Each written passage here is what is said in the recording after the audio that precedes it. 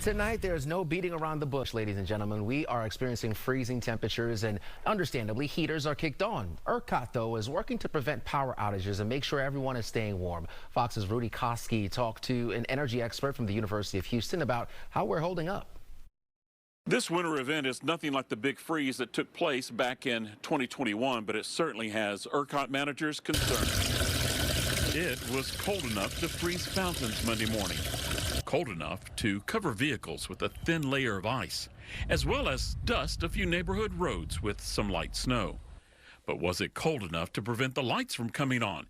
That was a big question for people like Sam Stair. I just bundled up with all my blankets and crossed my fingers that my heater didn't go off. The grid held, despite the freeze and an earlier warning from ERCOT.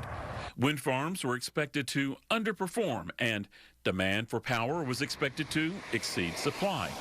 There were several possible reasons rolling blackouts didn't happen, according to energy expert Ed Hers. We did get tight. The frequency dipped significantly. I'm not sure what turned that around, whether some load went offline in terms of the buyouts like ERCOT does with the Bitcoin, or whether consumers as a whole just dialed back their heat by 5 degrees, or whether we had another generator come online that we weren't expecting.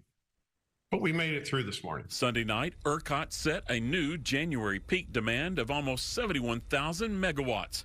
That record, though, didn't last long. By mid-morning Monday, another record was set with a new winter peak demand exceeding 75,000 megawatts. That's a lot more demand. The forecast demand for tomorrow is larger than the hottest day we had in the summer.